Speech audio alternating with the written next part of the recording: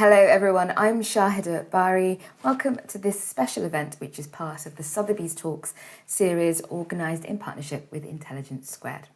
Today we're going to be putting the spotlight on the life and work of Andy Warhol, from his beginnings in an immigrant family in Pittsburgh to his elevation as the patron saint of the pop art movement and the embodiment of self-invention and the American dream.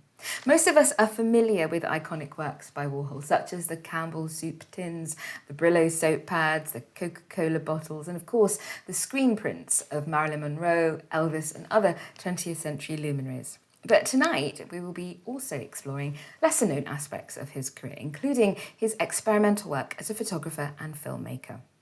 I'm delighted to have with me three speakers, and I'm confident we're going to have a fascinating conversation. Joining us from Beijing, we have Philip Tinari, Director and CEO of the UCCA Center for Contemporary Art in Beijing, which is one of China's leading institutions of contemporary art.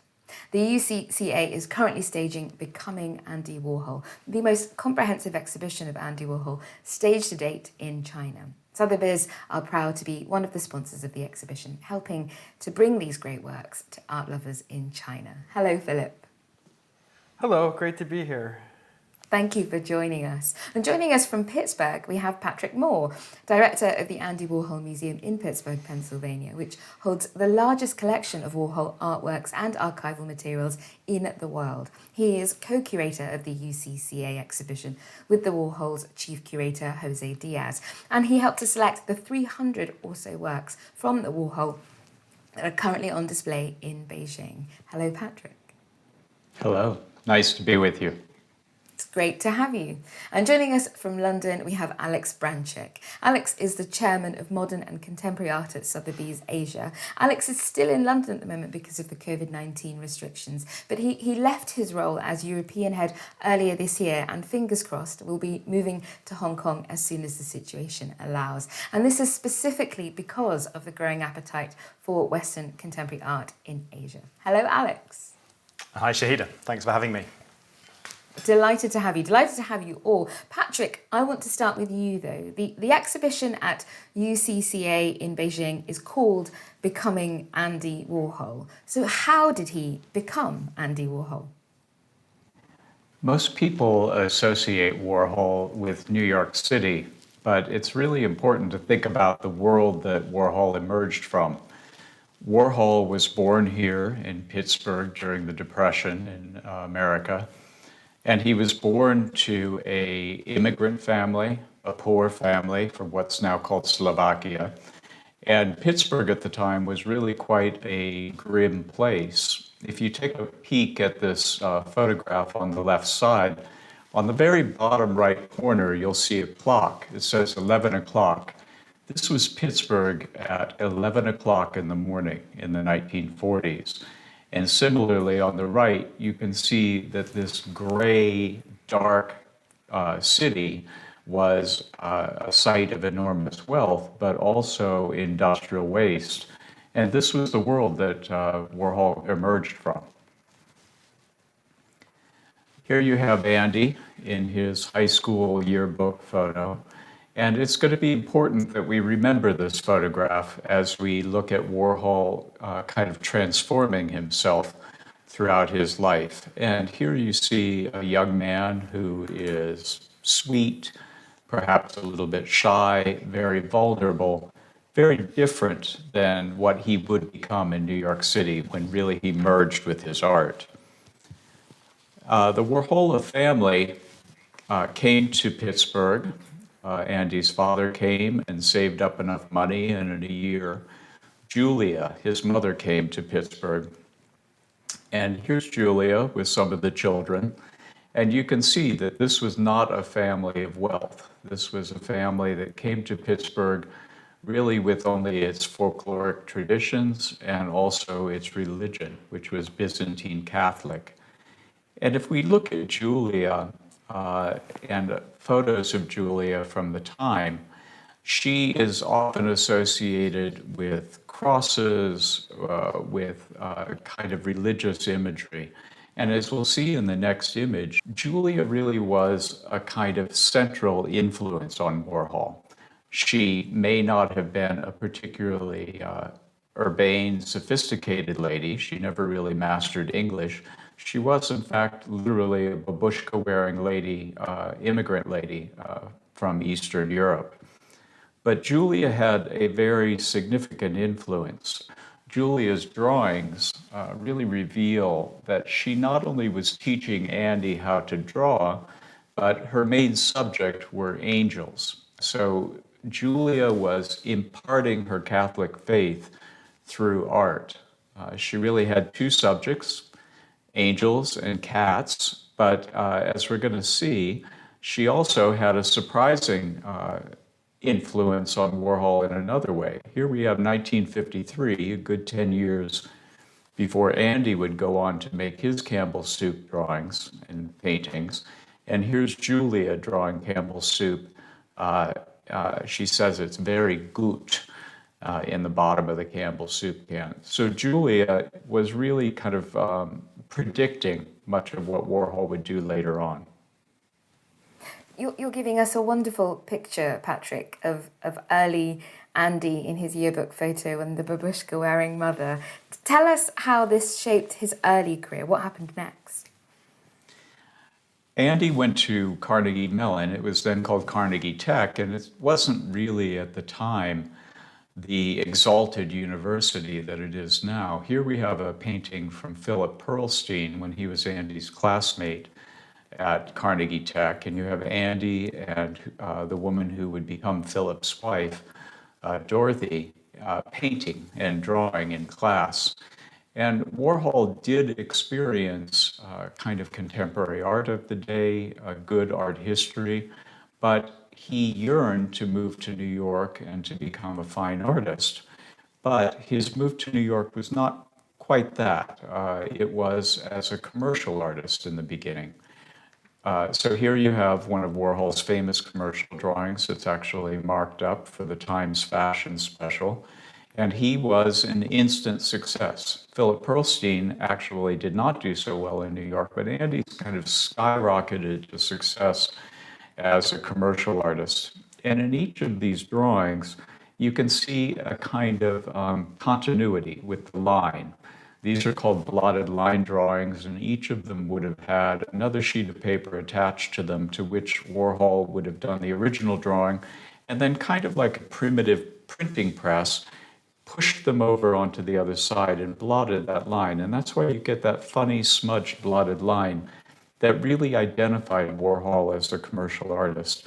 And the subjects at the time were very light.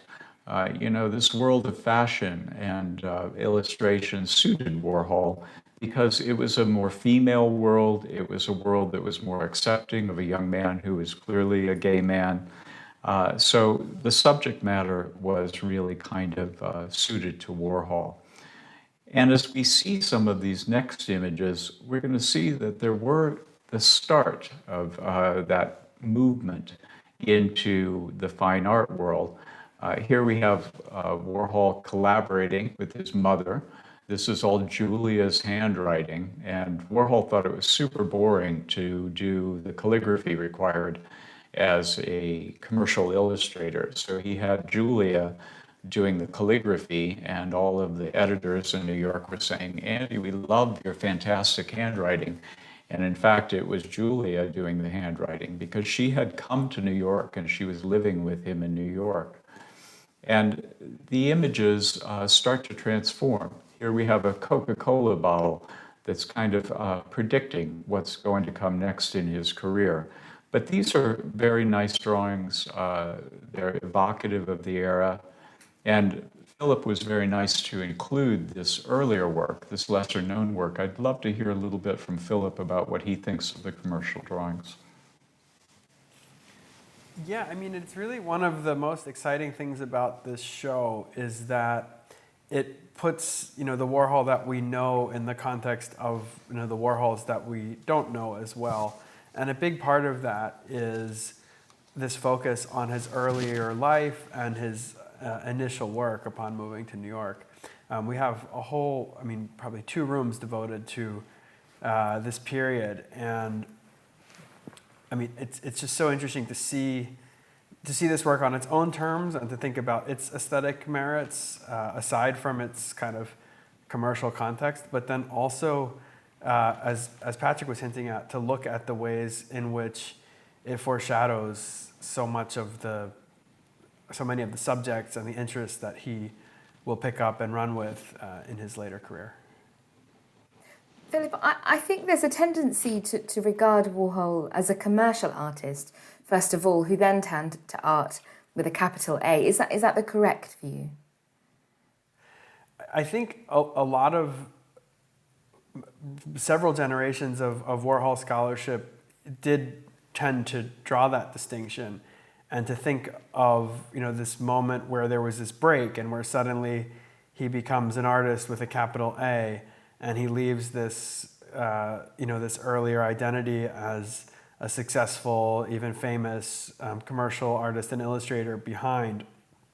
But I also think that one of the trends, even breakthroughs in the last few years, has really been to kind of deconstruct this binary and to think less of it as an absolute juncture and more of the continuities between these periods, because I'm sure Patrick knows much more about this than I do, but it's not as if he completely stopped doing commercial work and turned on a dime and started making fine art one day. And I think this piece, which is a replica of a window he did for Bonwit Teller, which is ironically a department store that was torn down in the 80s to make way for Trump Tower on Fifth Avenue, really speaks to that. At this, Bonwit Teller had a really famous director of visual merchandising who invited a lot of the great artists of the mid-century, including Rauschenberg and Jasper Johns, to do windows. And Warhol was really the only one who was completely upfront about his involvement, and also trying a lot of times to bring his fine art experiments into this commercial context directly. One other thing to say about the window, which is such a fascinating thing, is that it also is a kind of demarcation of the art world in the 1950s and 1960s. We forget what a homophobic place the art world was. You had abstract expressionism ruled by people like Jackson Pollock, who was super butch, throwing paint around with his white t-shirt. And then you had little Andy Warhol. And Warhol was not ashamed of being a commercial artist. He freely signed many of the windows. He loved the visibility that they offered to him. But Warhol was not just rejected by the so-called straight art world. He also made people like Rauschenberg and Johns, who were closeted at the time, kind of cringe, because Warhol was so out, he was so fey, and he would show drawings that were quite homoerotic that made seemingly everybody very uncomfortable. How did he establish himself in the art market in the US, Alex? Well, I think, we've already heard how, as a commercial artist, he was successful, and I think it's, you're going to hear me as the auction house specialist, but numbers on things a lot today, I suspect. But in 1959, his earnings from commercial illustration was in excess of $50,000, something like $500,000 in today's money. But really, he already had a house on Lexington, 4-story townhouse at the time, so he was a very successful artist already in the world of illustration. The breakout year for him, when he made his debut in a gallery, was 1962. And this painting here, $200 bills, was included in a group show at the Green Gallery in New York. Green Gallery was funded by Robert Scull, who became a very well-known collector of contemporary pop art at the time, who later sold this painting at Sotheby's in 1986. But I think one of the interesting things to think about here is how Warhol priced the work. He priced it at $200. $200 bills. It's very much equating the value of art with the subject. In the same year, this was his show at the Ferris Gallery in Los Angeles. Irving Blum, at the instigation of Ivan Karp, who was a director at Castelli Gallery, went to visit Warhol. And Warhol produced this show of 32 hand-painted but replicated images of Campbell's soup cans. In the show, Blum sold 5 of the paintings, and actually this is where Warhol started to see some real collectors of note. The architect Philip Johnson, Alfred Barr of Museum of Modern Art, Dennis Hoppo, I think we'll talk about later, all bought works. And in the end, Blum actually refunded the purchases so that he could keep the collection together. And today it's a cornerstone of MoMA's collection in New York. So it was really in that year, in 1962, that he found some commercial success in the US. And that followed a couple of years later in 1964 in Europe. And it was really the gallerist Iliana Sonnabend, the ex-wife of Castelli, who gave him his first break in Europe. And actually his success in Europe was quick and fast-paced, thanks also to Pontus Hultén, who was the director of the Moderna Museum in Stockholm, who gave him his first show in 1964 and actually his first retrospective ever in 1968. So quite quickly, Warhol found success in Europe as well. Yeah, thank you for that, Alex. That's a terrific overview. Philip, let's come to the Becoming Andy Warhol show at UCCA in Beijing. Tell us how it came about. Well, so just by way of background, UCCA is an institution, was founded in Beijing about 15 years ago, and that's always had this commitment to putting contemporary Chinese art into a global dialogue. And a big part of that is introducing key voices from global contemporary and modern art to audiences here.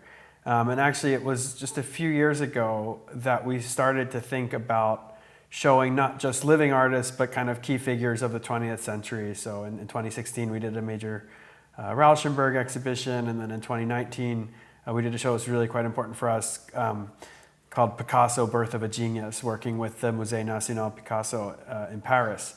And it was actually while that show was up and visitors were pouring into our galleries in that beautiful moment before the pandemic, that I got on a plane and went to Pennsylvania, which is actually where I'm from Philadelphia, not Pittsburgh, but big world, small state, and went to spend a day with Patrick and his team and to learn about this incredible collection that they have, which, as Patrick mentioned, is not just artworks, but is this huge repository of his films and all kinds of archival materials, etc. And I spent a wonderful day with his many colleagues in different departments, just really thinking about what kind of a show might make sense for China, knowing that it wouldn't be the first show. I mean, there have been a number of Warhol shows that have made their way through China in the last decade or so, including one from the Andy Warhol Museum that went to different places in Asia in 2014. So we thought we had the opportunity to do a show that didn't have to bear the burden of introducing Warhol, but could rather expand people's perceptions of him and his multifaceted career. And a big piece of that, we talked about the early work, but another big piece of that, as you see in this image, was to put the late work, into the 70s and 80s in context too. And I think also to focus on media beyond painting, things like photography and film, and just so many other aspects of his legacy. So that was really what we tried to do. And over the ensuing 2 years, we had all kinds of conversations among our team and the Warhols, and came together to make this show under very different circumstances than we might have imagined. It's the great regret is Patrick and his co-curator Jose have actually not been able to see the exhibition, but we all know how to install by Zoom now, which is something we never thought of before. Well, maybe Warhol would have been impressed by our ability to improvise in these circumstances. And I actually want to ask you about this, Patrick. We do tend to think of Warhol as a painter, but he was a prolific photographer as well, wasn't he? How did he use photography? It's funny that people don't think about photography in Warhol, because photography in many ways is at the very center of everything that Warhol did in terms of his self-representation. We see how he uses photography to kind of document his journey. Remember, if we think back to that high school photograph, yearbook photograph, and then we look at his self-portrait from 1963, which was taken in a photo booth, we see that Warhol's already come on a long journey in terms of self-representation. I think that he loved to capture himself. And it was funny that somebody who was so focused on other people and also so uncomfortable with his own physical presence was willing to photograph himself, have himself be photographed by other people. So there's a kind of aspect of documentation, but of course, silkscreen printing uses photographs as its base. So another Warhol self-portrait, now we're into the 1970s, Warhol looking much more fragile, much more spectral. But again, this would have started with a photograph that was then made into a silkscreen and then transferred into a painting. Warhol used photography in other ways. He definitely documented his world and his era. Here we have Jelly Bean Benitez, Debbie Harry from Blondie, and Calvin Klein. Out and about in downtown New York, in Midtown New York, Studio 54. But then Warhol also had a practice as a more traditional, as it were, photographer, where he's exploring repetition.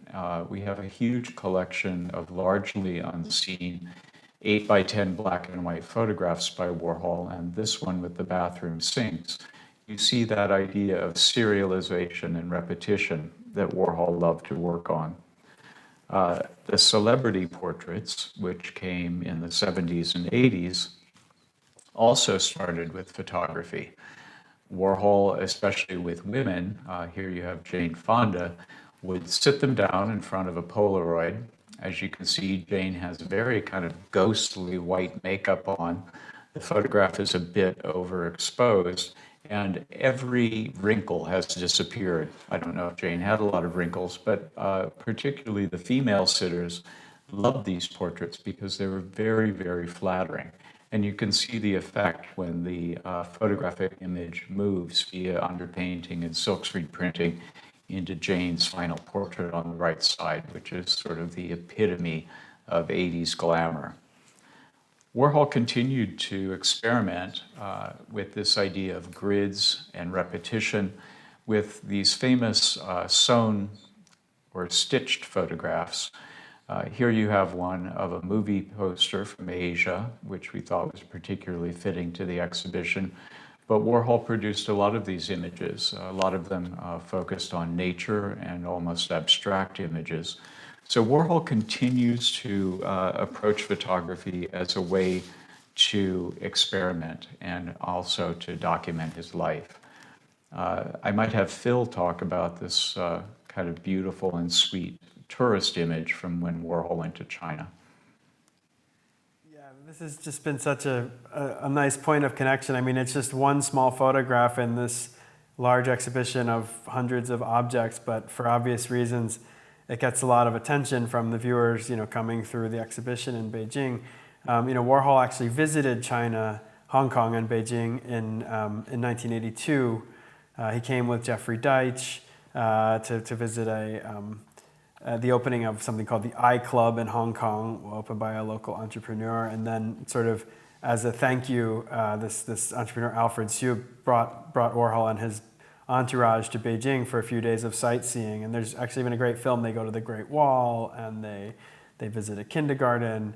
And of course they go to Tiananmen Square where Warhol and Christopher Makos, who by then is essentially his studio photographer and friend and following him, kind of with him all the time, they're photographed like any two tourists from anywhere in China or the world in front of, Mao, who of course he had made these famous paintings of almost 10 years earlier.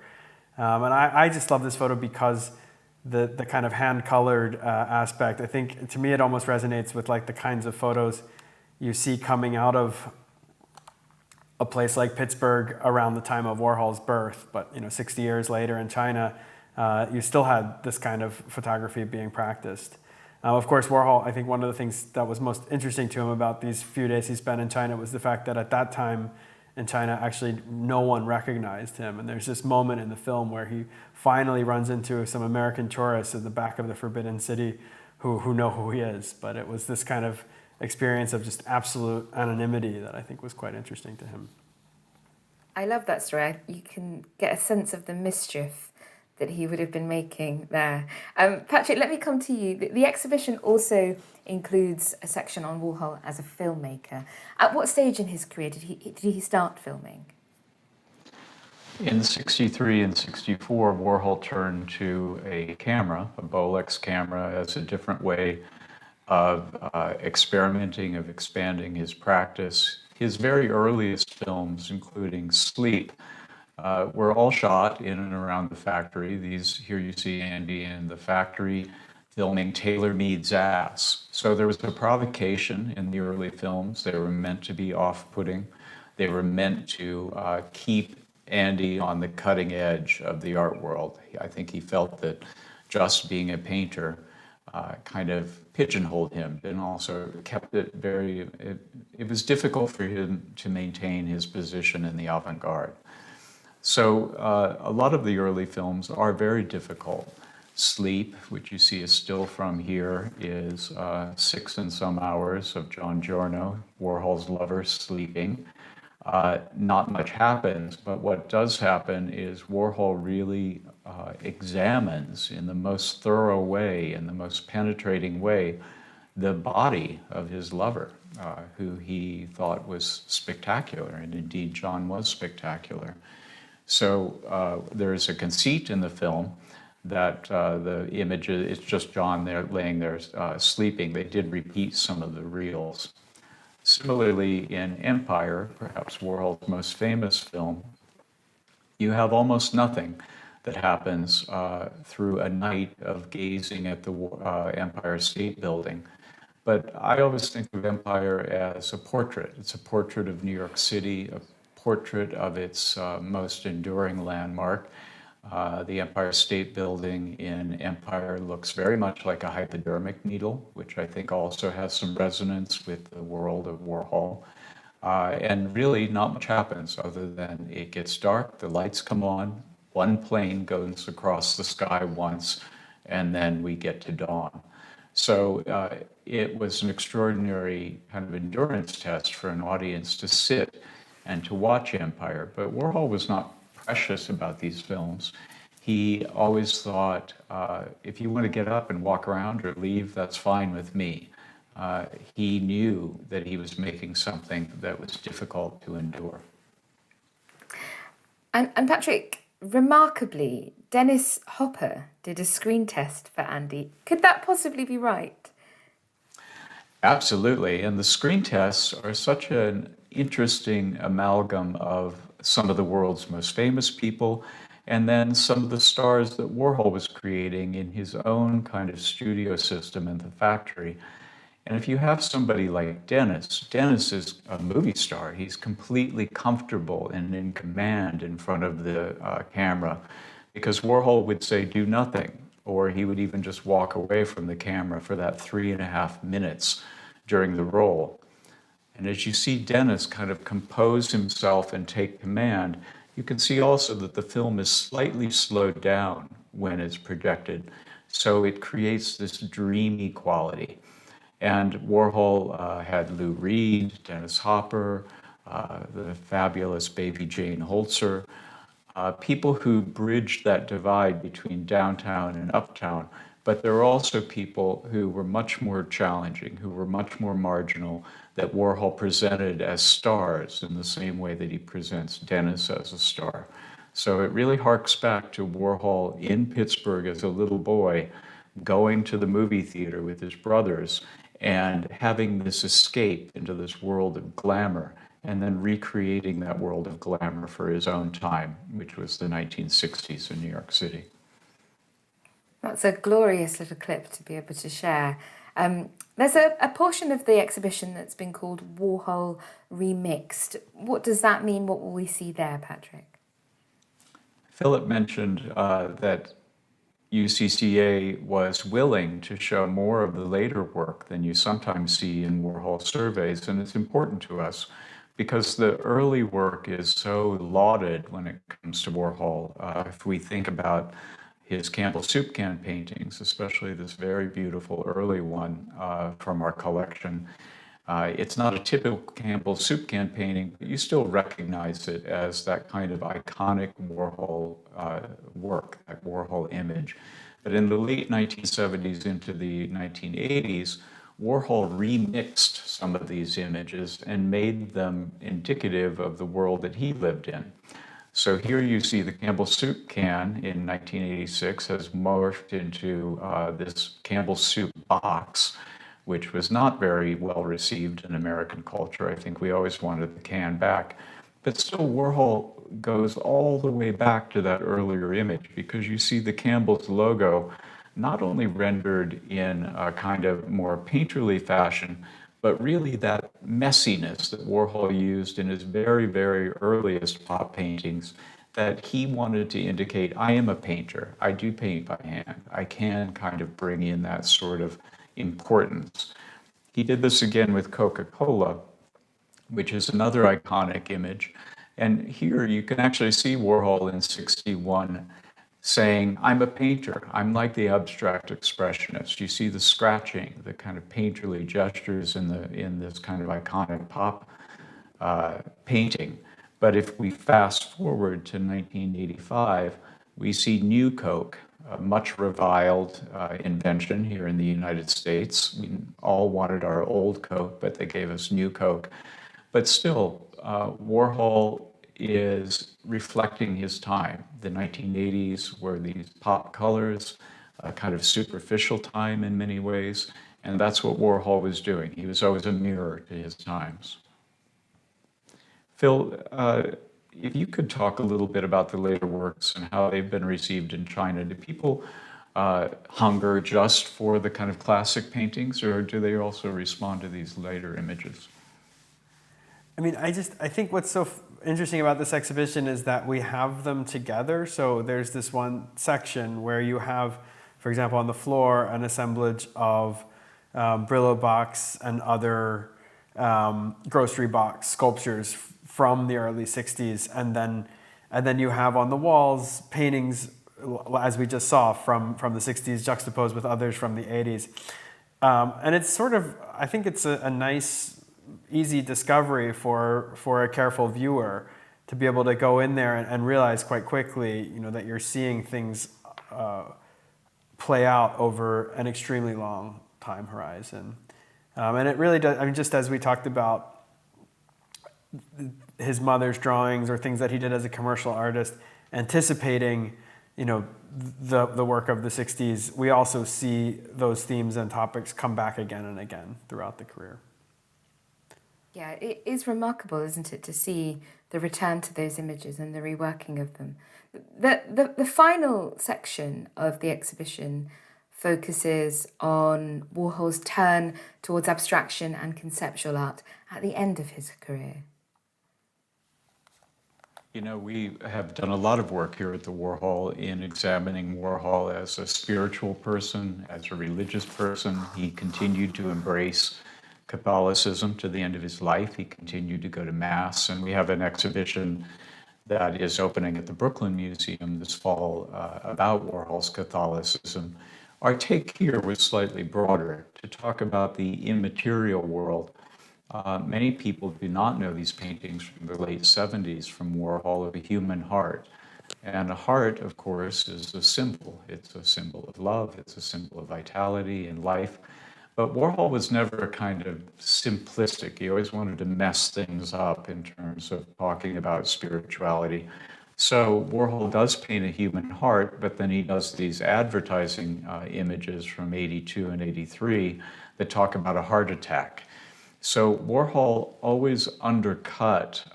He didn't want things to become kind of treacly when it came to spirituality.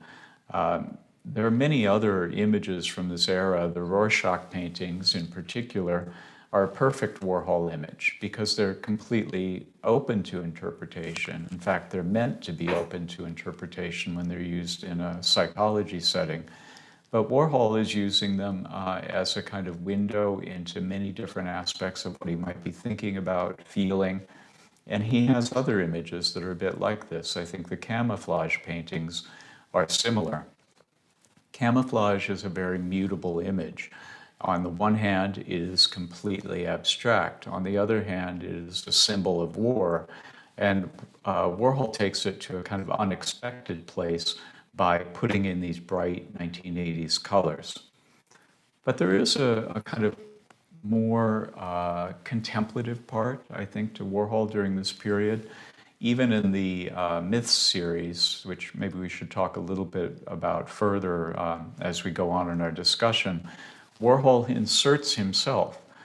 He is the shadow in the Myths series. He's no longer just Andy Warhol. He's no longer even really a person. He has become completely subsumed into his artistic practice. And then among the most famous and my favorite Warhols, I live with them in my office every day, are the skulls.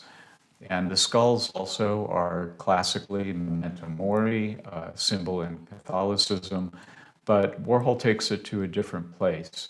He photographs the skull in a way that he said it casts the shadow of a baby's face, and also he uses this extraordinary brushwork to bring alive the image. So yeah, I think there's a lot to be said for Warhol's later work that's not usually examined. Philip, did you want to come in here? Yeah, no, I mean, so what you see kind of on the final wall of our exhibition, or the kind of at the far end of the space, is this Myths series, which is quite interesting. I mean, this is a group of 10 paintings and then prints that he made in 1981 that had, included American myths. So there was Superman and there was Mickey Mouse, just appropriated from comic books. Then there were characters like Uncle Sam, or a mammy, a racist, mammy figure, which he staged with models. But the image that we just looked at with Patrick, the shadow, is actually coming from this Orson Welles radio play, a radio show in the 30s that he loved as a child, called The Shadow, which is about the tagline was, "Who knows what evil lurks in the hearts of men? The shadow knows." It was about a kind of reclusive rich man who had the power to make himself invisible by clouding men's minds. And so he chooses to stage himself as the shadow, which is like a reference that no one really would have gotten by the 80s. So it's, I don't know, there's just like that series in particular, I just think there's so many different things going on that together speak to this completely idiosyncratic but ultimately extremely powerful reading he had on kind of the American psyche in the 20th century.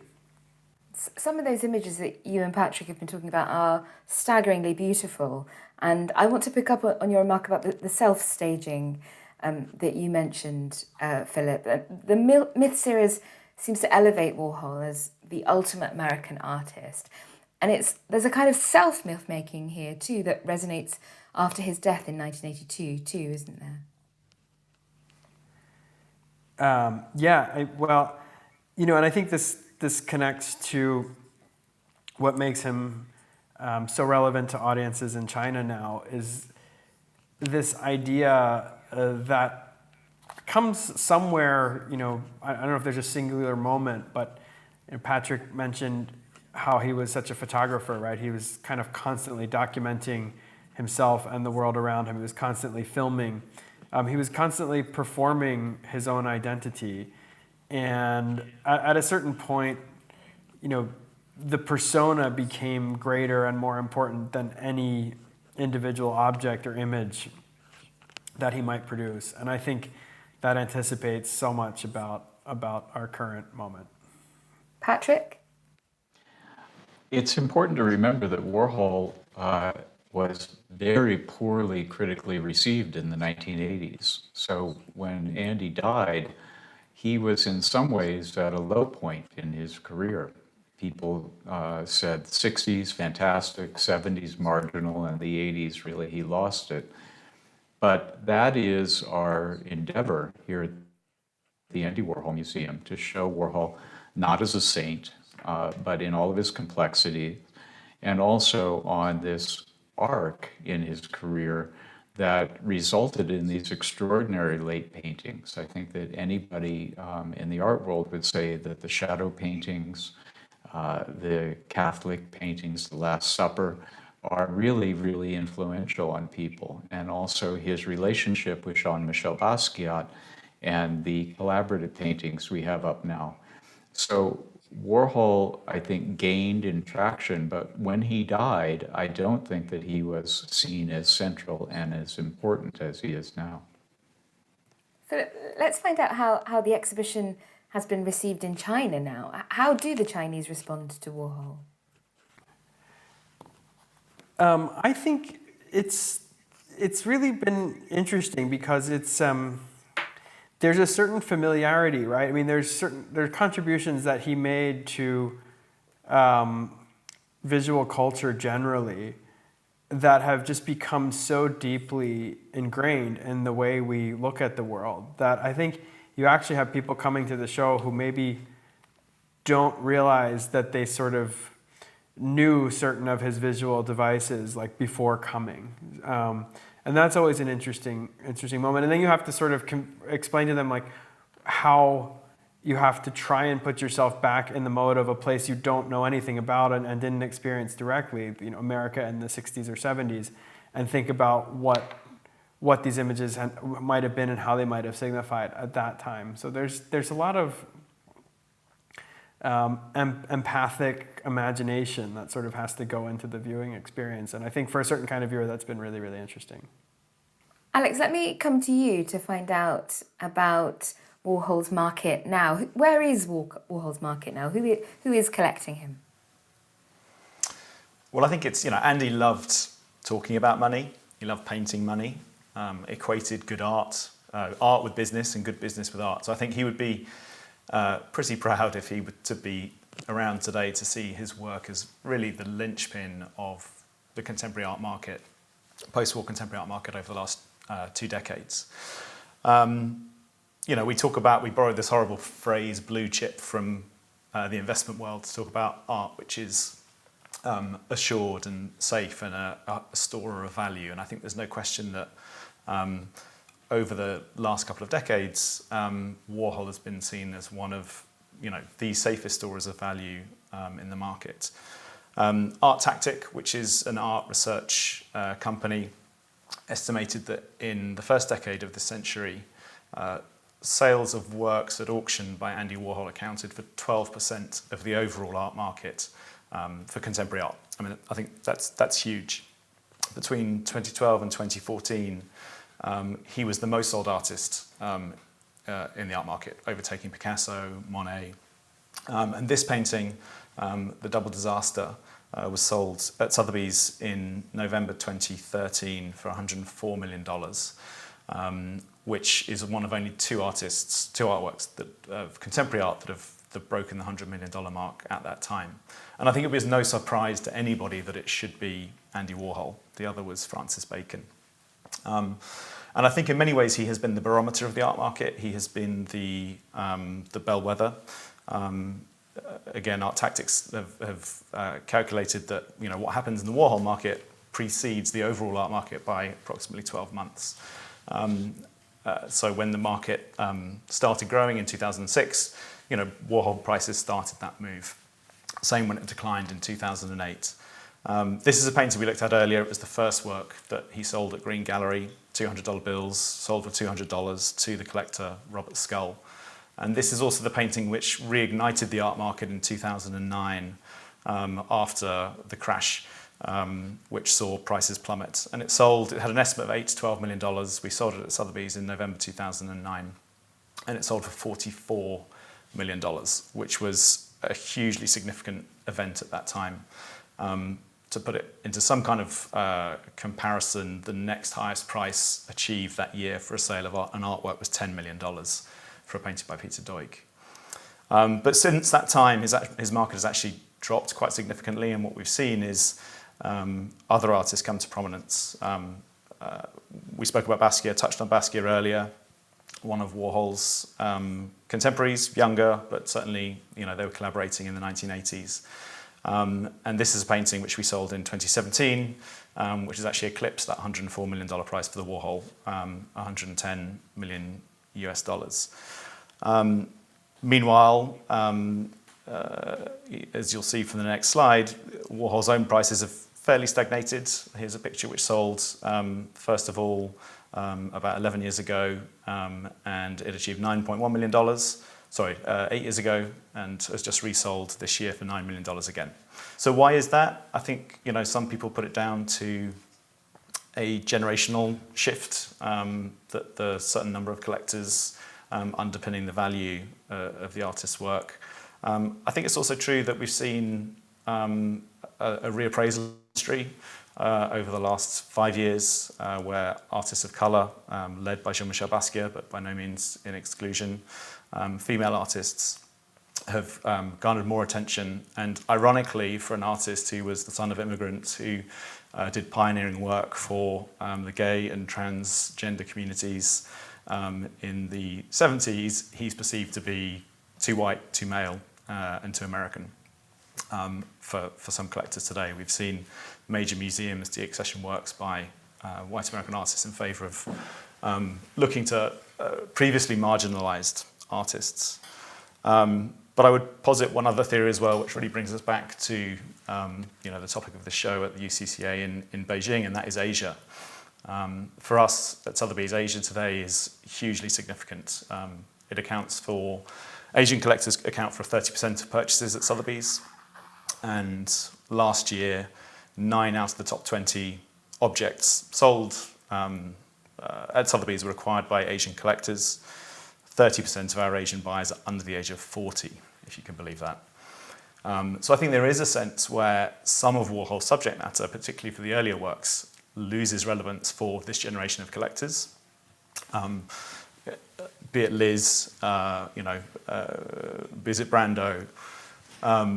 Some of these cultural reference points, I think, probably carry less weight for this generation of collectors, and I think that's why this show is so important, and why actually foregrounding the work from the 1980s of different subject matter is also crucially important to the appreciation and understanding of Warhol's work in Asia. This is a painting, obviously, of, we mentioned his visit to China in '82, painted in '72, and it was acquired by a bidder in Asia. And just to end, this is an upcoming and masterpiece by Warhol, which was part of the Maclo collection sale, which we sold at Sotheby's this November. And it's important because it really is the most significant artwork by Warhol to come to auction in 5 years or more. So it'll be a really fascinating test to see, you know, to see how well this does. Yes, I think we're all really excited about that sale and the exhibition. You've all made such a persuasive case about going to see it at UCCA. I want to ask you all a final question about Warhol's legacy. Someone famously said of him that it's Warhol's world, we're just living in it. So is it still Warhol's world that we're living in? Patrick? Yes, I think that there was so much that Warhol predicted. We're working on a show for next fall that's called Social Network, and it's about Warhol using Interview Magazine, the commission portraits, his painting practice, photography, everything as a sort of precursor of things like Instagram, because he was reflecting the society around him, and he was reflecting his network of people that made him feel safe and comfortable. So that idea of social media, I think, is really embedded in Warhol, and he was deeply, deeply influential. Philip, what do you think? Yeah, I mean, I think his notion of creating and mediating reality, I think it's a short leap from there to, you know, this fragmented infoverse that we now inhabit, where, you know, a reality TV star can become the president of the United States, to name many other crazy things that have happened in recent memory. I think he saw it, and that we continue to unearth different aspects of it each year. And Alex? I think if we're talking in the terms of the art market, there's no question in my mind that his conflation of art and business, money and art, is still incredibly pervasive today, and you see it reflected by a younger generation of artists, you know, not least Damien Hirst, who sold $200 million of art from his own